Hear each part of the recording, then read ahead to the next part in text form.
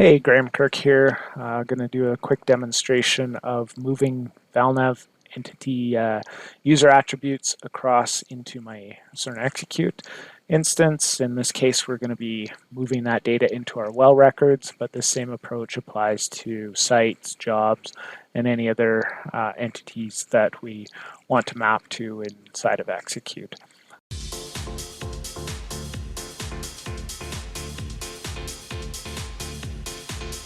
So we're going to go ahead and we're going to create a new well. We'll just give it a generic name at first.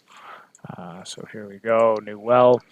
I've got a bunch of attributes here that I've set up that are representative of data that I have inside of Val Nav. So these entities have a well name, a field, a pool, what type of well, oil or gas. We have some custom attributes like CGU. We have lat long information that our geologists might find useful, or surface land team. And we want to bring that data across to populate this. So how do we do that? Well, we set up a custom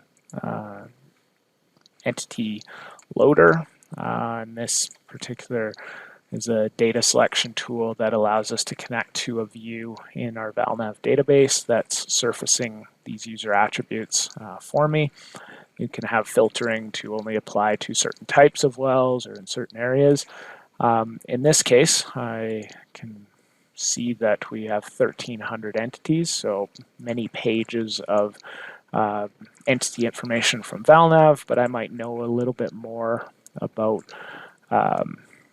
what I want to find. So in this case, the field might be Kakwa, or I just want to look at wells that are in Alberta, or I know of a specific well name identifier, so a portion of a well name, I can filter down to that. Or in my example here, I know the exact well name. And so very quickly we can screen all the data that's going to come across. We can say apply, and my well that was new well is now renamed to this exact well entity ID. I have my Val Nav GUID that becomes important if I want to refresh this data later on. My field code, some details. This is from the working plan, scenario of current options, reserve category, date it was loaded. If I head over into my geology tab, I can see my bottom hole. Surface lat longs have come across. And with that, I have updated my user data from Val Nav. One nice thing is that if I go in and I say load data from Val Nav, because maybe someone's gone in and updated something about this well, I can see that it's immediately filtered just to that well. So that unique identifier creates that connection between Val Nav and Execute. So in this particular case, I've got this pool called Montney Undefined.